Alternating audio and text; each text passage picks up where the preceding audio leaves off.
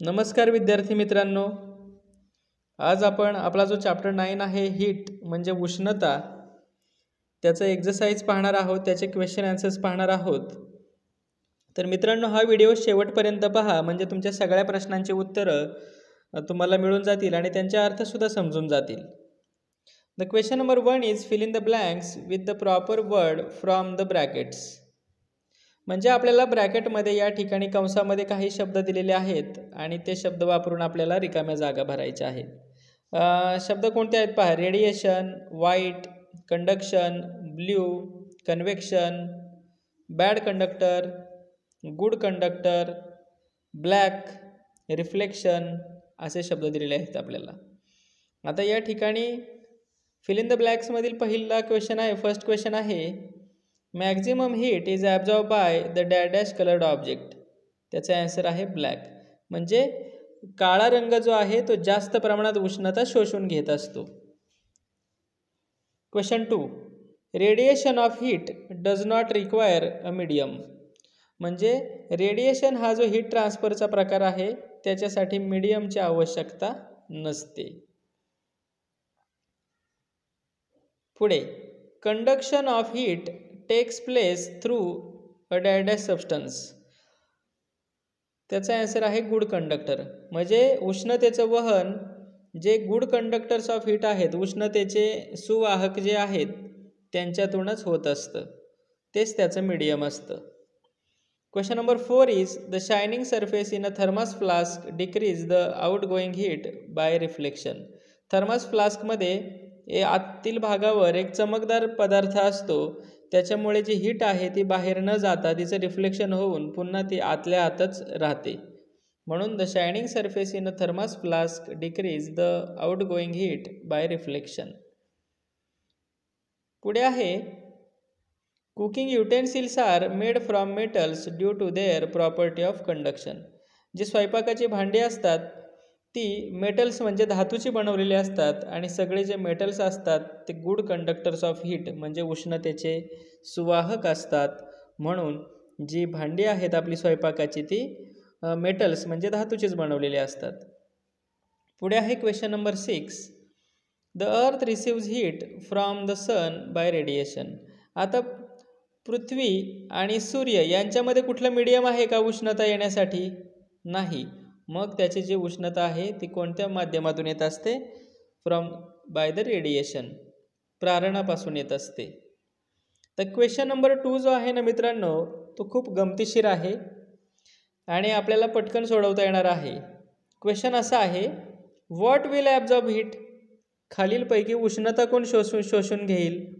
काही पदार्थ दिलेले आहेत आपल्याला आणि त्यापैकी उष्णता शोषून कोण घेईल ते आपल्याला लिहायचं आहे.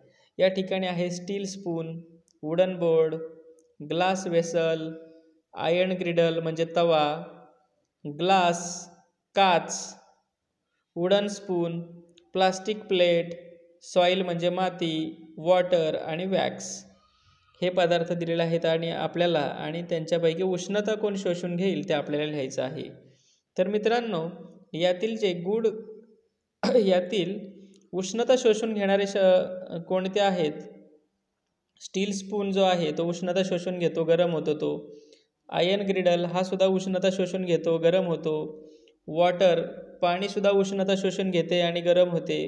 वॅक्स मेणसुद्धा आहे, उष्णता शोषून घेते, गरम होते आणि वितळते सुद्धा. म्हणजे this substances will absorb heat.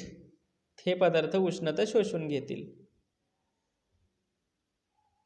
पुढे आहे question number 3, write the answers to the following questions. खालील प्रश्नांची उत्तरे लिहा. How does a fever get lowered by putting a cold compress on the forehead of a patient. म्हणजे cold compress जे आहे ती म्हणजे थंड पाण्याची पट्टी ठेवल्यानंतर जो फीवर आहे, ताप आहे, तो कमी कसा काय होतो? एखाद्या व्यक्तीच्या कपाळावर थंड पाण्याच्या पट्ट्या ठेवला किंवा मिठाच्या पाण्याच्या पट्ट्या ठेवल्या तर त्याचा ताप कमी कसा काय होतो?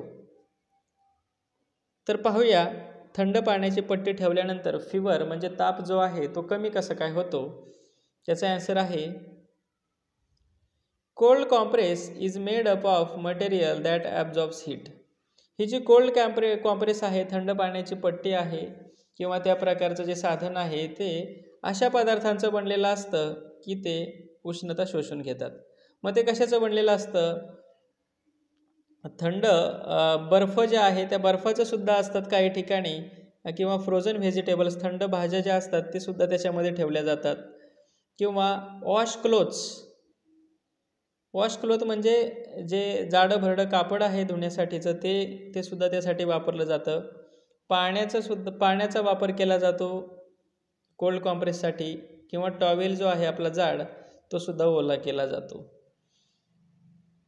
मग हे कोल्ड कॉम्प्रेस ठेवल्यानंतर, थंड पाण्याची पट्टी ठेवल्यानंतर ते माणसाच्या शरीरातून त्या कोल्ड कॉम्प्रेसमध्ये कसं काय उतरतं टेम्परेचर? कारण heat always flows from high temperature to low temperature. उष्णता जी आहे ती जास्त तापमानाकडून कमी तापमानाकडे वाहत असते. When we put cold compress on the forehead, जेव्हा आपण थंड पाण्याची पट्टी पेशंटच्या कपाळावर ठेवतो, की ज्या पेशंटला which patient is suffering from high fever, की ज्याला खूप ताप आहे, तर अशी थंड पाण्याची पट्टी आपण त्याच्या कपाळावर ठेवल्यानंतर it absorbs heat from the body of a patient. तर ही जी पट्टी आहे ती काय करते? It absorb heat from the body of the patient. ही थंड पाण्याची पट्टी काय करते? तिचं तापमान कमी असतं म्हणून त्याच्या कपाळाची जी उष्णता असते ती या थंड पाण्याच्या पट्टीने शोषली जाते. म्हणून therefore the cold compress absorb heat from the patients body. म्हणजे जी कोल्ड कॉम्प्रेस आहे ती पेशंटच्या बॉडीचं टेम्परेचर शोषून घेते, उष्णता शोषून घेते आणि त्याचं तापमान कमी करत असते and lower the body temperature. पुढे आहे मित्रांनो, why are the houses in Rajasthan painted white. राजस्थानमधील घरं जी आहेत ती पांढऱ्या रंगाने का बनवलेली असतात किंवा पांढऱ्या रंगाने का रंगवलेली असतात? त्याचं कारण महत्त्वाचं आहे मित्रांनो. White colour is the reflector of heat. जो पांढरा रंग आहे तो उष्णतेचा परावर्तक आहे, तो उष्णता शोषून घेत नाही. तो हीट जे आहे तो रिफ्लेक्ट करत असतो, उष्णता परावर्तित करत असतो. The large part of the Rajasthan state in desert region. Rajasthan जे राज्य आहे त्याच्यामध्ये जास्त करून भाग हा वाळवंटाचा आहे आणि वाळवंट जिथं असतं so there is very hot climate. तिथं उष्ण हवामान असतं, तिथं उष्णता खूप असते, तिथं ऊन खूप लागत असतं. To keep houses in Rajasthan cool from inside. म्हणून हे जी घरं आहेत ते आतून थंड ठेवण्यासाठी they are painted white to reflect the heat from the sun. म्हणून त्यांचा रंग पांढरा असतो किंवा त्या घरांना पांढरा रंग दिलेला असतो. पुढील क्वेश्चन आहे, what are the modes of heat transfer. उष्णतेच्या हस्तांतरणाचे प्रकार कोणते? There are 3 modes of heat transfer. उष्णतेच्या हस्तांतरणाचे 3 प्रकार आहेत. पहिला प्रकार आहे कंडक्शन म्हणजे वहन. कंडक्शन म्हणजे काय मित्रांनो? The transfer of heat from the hot part of an object to the cold part is called conduction of heat. म्हणजे एखाद्या पदार्थाच्या उष्ण भागाकडून थंड भागाकडे उष्णतेचं हस्तांतरण होणं त्याला कंडक्शन ऑफ हीट म्हणतात. Convection can occur in liquid and gaseous substances. या ठिकाणी कॅन नॉट झालेला आहे, या ठिकाणी नॉट ही प्रिंटिंग मिस्टेक आहे. या ठिकाणी फक्त कॅन तुम्ही लक्षात ठेवायचं आहे. Convection can occur in liquid and gaseous substances. हे जे उष्णतेचं जे कन्व्हेक्शन आहे ते फक्त जे फ्लुइड सबस्टन्सेस आहेत म्हणजे वाहणारे पदार्थ, प्रवाही पदार्थ आहेत त्यांच्यामध्ये होतं. मग असे पदार्थ कोणते आहेत? लिक्विड आणि गॅसियस, द्रव पदार्थ आणि वायुरूप पदार्थ आहेत. अँड जे कन्व्हेक्शन आहे त्यासाठी माध्यमाची आवश्यकता आहे आणि कन्व्हेक्शनचं जे मीडियम आहे ते लिक्विड आणि गॅसियसच असतं. पुढे आहे radiation. The transfer of heat that take place without a medium is called radiation.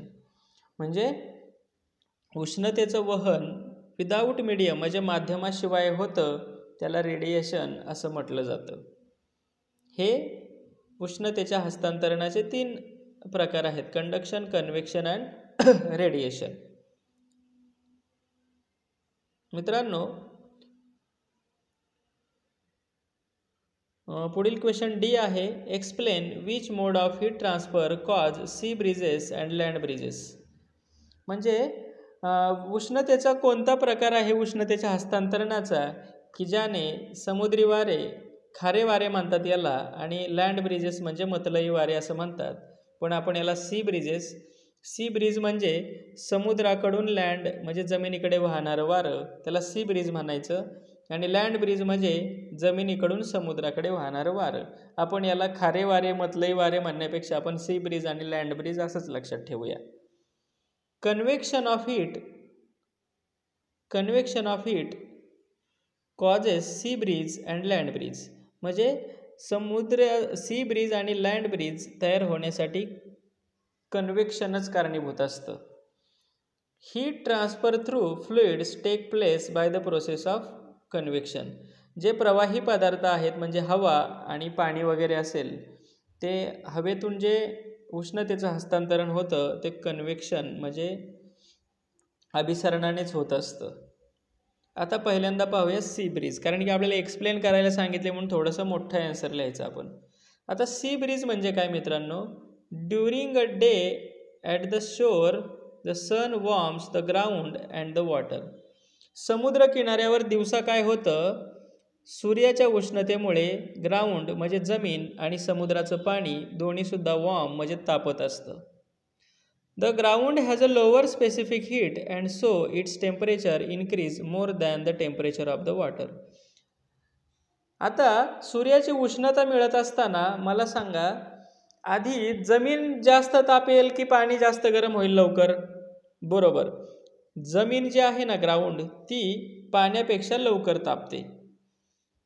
The ground hits the air above it. आणि मग जमीन तापल्यानंतर काय होते, जमिनीलगतची हवासुद्धा गरम होते आणि तिथला which rises in convection currents and cooler air from over the ocean flows towards the shore to fill in the gap. म्हणजे जमिनीलगतची हवा तापली, गरम झाली की ती वर जाऊ लागते, आणि मग ही जमीन आहे आणि इकडे समजा समुद्र आहे, इकडे यस म्हणूया आणि इकडे लँड म्हणूया. ही हवा वर जाऊ लागली दिवसाच्या वेळी की मग काय होतं, इकडचं जे वारं आहे ते काय होतं, थंड हवा जी आहे, इकडचं जी थंड हवा आहे ती या ठिकाणी व्हायला लागते समुद्राकडून जमिनीकडे, आणि मग त्यालाच आपण सी ब्रिज म्हणतो. आता त्याच्या उलट लँड ब्रिज. तर लँड ब्रिज म्हणजे काय होतं, इन द इव्हिनिंग म्हणजे सायंकाळच्या वेळी the sun dips below the horizon, सूर्य मावळला की जमीन पटकन थंड होते आणि वारं पटकन थंड होत नाही. मग पाणी, वॉटर जे आहे, पाणी लवकर थंड होत नाही, म्हणून हे जे वारं आहे ते जमिनीकडून समुद्राकडे व्हायला लागतं, म्हणून याला म्हणायचं लँड ब्रिज. तुम्ही उत्तर व्यवस्थित नोटबुकमध्ये लिहून काढा म्हणजे तुम्हाला समजेल. पुढे आहे question E, why is the outer coat of the penguins of Antarctica black. Antarctica खंडावर जर तुम्ही पेंग्विन पाहिलं तर त्याचं जे बाहेरचं कोटिंग आहे, बाहेरचा कोट आहे, तो ब्लॅक म्हणजे काळा असतो. आता त्याचा कोट काळा का असतो? अंटार्क्टिका खंड जर तुम्ही पाहिलं ना मित्रांनो, या अंटार्क्टिका खंडावर 0 डिग्रीपेक्षा कमी तापमान असतं, कमी टेम्परेचर असतं. मग त्या ठिकाणी पेंग्विन्स राहतात कसे? त्यांचा कोट काळा का असतो? त्याचं कारण आहे, black colour is the good absorber of heat. काळा रंग जो आहे ना, तो जास्त प्रमाणात उष्णता शोषून घेत असतो. म्हणून इन द कोल्ड क्लायमेट, थंड हवामानामध्ये अंटार्क्टिका खंडामध्ये penguins outer black coat absorb the more heat from the surroundings. आपल्या परिसरातून जे पेंग्विन्स आहेत ना, ते जास्त प्रमाणात उष्णता शोषून घेतात, आणि जास्त प्रमाणात उष्णता शोषून घेतली की त्यांचं शरीर गरम राहतं आणि त्या थंड हवामानातसुद्धा ते व्यवस्थित जगू शकतात. पुढे आहे question F, why are the heaters fitted near the floor and air conditioners near the ceiling of room. म्हणजे जे हीटर्स असतात की थंडीमध्ये उष्णता देण्यासाठी जे हीटर्स असतात ते नियर द फ्लोअर म्हणजे ते अगदी जमिनीवर का असतात आणि जे एअर कंडिशनर्स असतात AC जे असतात ते सिलिंग म्हणजे खोलीच्या छताला का असतात, स्लॅबला वगैरे फिट केलेले असतात. असं का? कारण की it is based on the principle of convection. हे कन्व्हेक्शनवर आधारित आहे. त्याच्या मागे सुद्धा सायन्स आहे. Room heaters are fitted near the floor because these allows the hot air near the heater to rise up and warm the entire room. म्हणजे ते या ठिकाणी समजा ही जर रूम असेल तर या ठिकाणी H म्हणूया आपण हीटर आहे, या ठिकाणी H म्हणूया आपण हीटर आहे. या ठिकाणी हीटर जर जोडलेला असेल तर याच्यातून जी उष्णता बाहेर पडते, उष्ण हवा बाहेर पडते, ती वर वर वर वर जात असते आणि वरची हवा, थंड हवा खाली येत असते. म्हणून याच्यामध्ये कन्व्हेक्शन होत असतं आणि सगळी रूम जी आहे ती पूर्ण उष्ण होण्यासाठी हीटर्स जे असतात ते थंडीमध्ये कुठे जोडलेले असतात? रूमच्या तळाला. आणि आता AC जे आहे ते वरती का जोडलेले असतील? इथं AC म्हणूया, कारण की याच्यातून थंड हवा बाहेर पडत असते, हीटर्समधून गरम हवा बाहेर पडते आणि थंड हवेची घनता जास्त असते. म्हणून ती थंड हवा खाली खाली संपूर्ण खोलीभर पसरण्यासाठी जे AC आहेत ते वरती छताला बसवलेले असतात. The air conditioners are fitted near the ceiling so that the cold air from the AC take place of hot air rising up from the bottom. म्हणजे खालून येणारी जी उष्ण हवा आहे तिची जागा या AC मधल्या थंड हवेने घ्यावी आणि ही रूम कूल म्हणजे थंड राहावी उन्हाळ्यामध्ये, म्हणून AC सिलिंगला बसवलेले असतात. पुढे क्वेश्चन आहे question number 4. Give scientific reasons. त्यातील क्वेश्चन नंबर 1 आहे An ordinary glass bottle cracks when boiling water is poured into it, but a borosilicate glass bottle does not. साधी जी काचेची बाटली असते ना, ती त्याच्यामध्ये उकळतं पाणी ओतलं की ती तडकते. But a Borosil glass bottle does not. पण बोरोसिल काचेपासून जी बाटली बनलेली असते ती बाटली फुटत नाही, ती बाटलीला तडा जात नाही, ती बाटली तडकत नाही. असं का?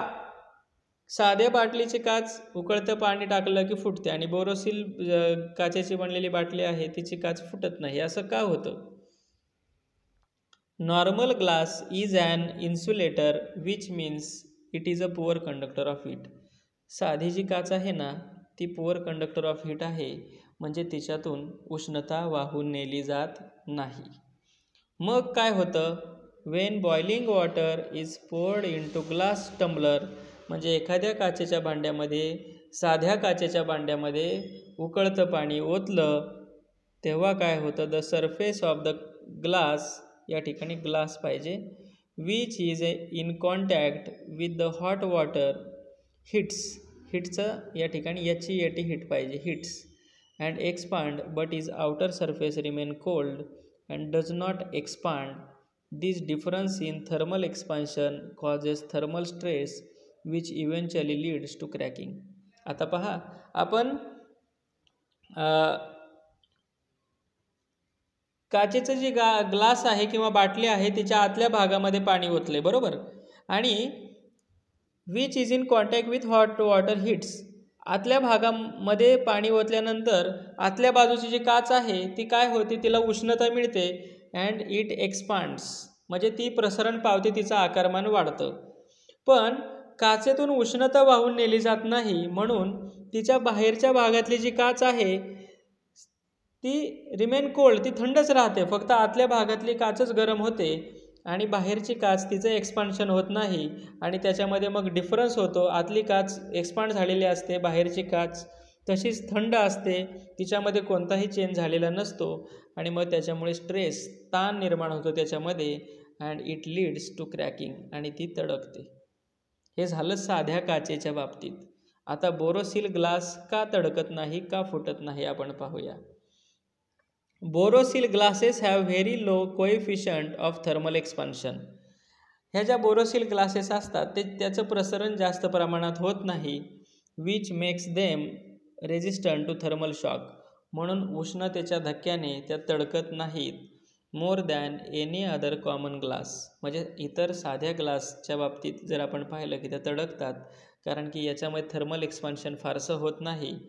And these Borosil glasses does not crack Wien hot liquid is put in it. जेव्हा त्याच्यात गरम पातळ पदार्थ त्याच्यामध्ये ओतला जातो तर ते क्रॅक होत नाहीत, तडकत नाहीत. हे त्याच्यामागे कारण आहे. पुढे आहे क्वेश्चन नंबर 2, यातीलच गिव्ह रिझन्समधील. The telephone wires which sag in summer become straight in winter. ज्या टेलिफोनच्या तारा आपण पाहतो वरून जर गेल्या असतील खांबावरून, की ज्या लोंबकळत असतात किंवा सैल झालेल्या असतात, त्याच तारा बिकम स्ट्रेट इन विंटर. त्या तारा अतिशय ताठ का होतात, सरळ का होतात त्याच्यामध्ये हिवाळ्यामध्ये. उन्हाळ्यामध्ये त्या लोंबकळत असतात आणि हिवाळ्यामध्ये अगदी त्याच्यात ताण असतो आणि किंवा त्या सरळ असतात. असं का होतं? तर त्याचं सोपं कारण आहे. पहा मित्रांनो, इन समर सीझन म्हणलं की उन्हाळ्यामध्ये उष्णता खूप आली, हाय टेम्परेचर असतं. Due to high temperature the telephone wires which are made up of metals. ह्या टेलिफोनच्या तारा ज्या असतात ना मित्रांनो, त्या धातूच्या बनलेल्या असतात. And they are heated up. त्यांना उष्णता मिळाली की त्यांचं एक्सपान्शन होतं, एक्सपांड्स इन लेंथ. त्यांची लांबी वाढते, त्यांचं आकारमान वाढतं. म्हणून because of this they sag down. म्हणून उन्हाळ्यामध्ये त्यांचं आकारमान वाढल्यानंतर त्या लोंबकळायला लागतात.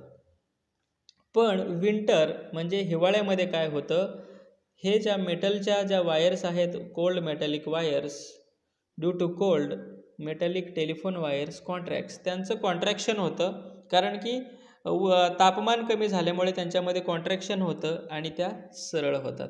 हे फक्त एक्सपान्शन कॉन्ट्रॅक्शनवर आधारित आहे. पुढील क्वेश्चन पाहूया आपण.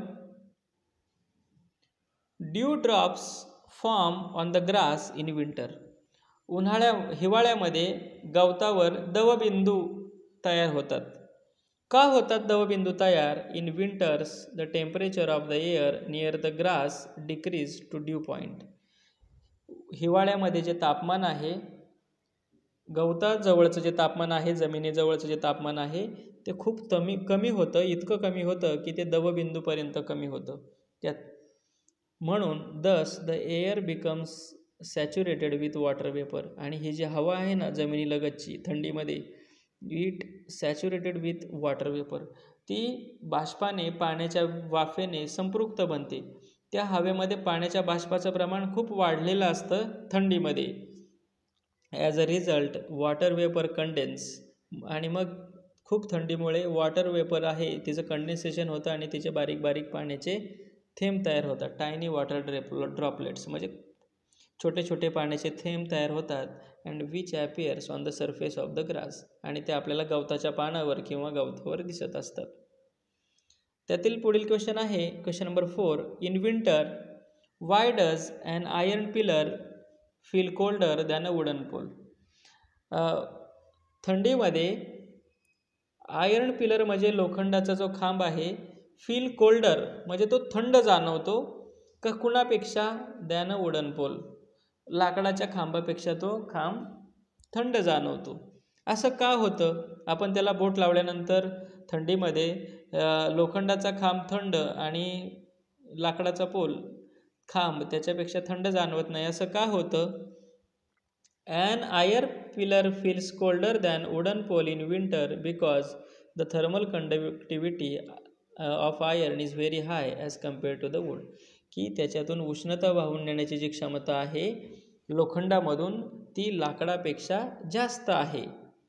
म्हणून काय होतं? So when you touch wooden pole, जेव्हा आपण लोखंडाच्या खांबाला, लाकडाच्या खांबाला हात लावू, वुडन पोल म्हणजे लाकडाच्या खांबाला हात लावू, heat from your finger warms the wooden pole.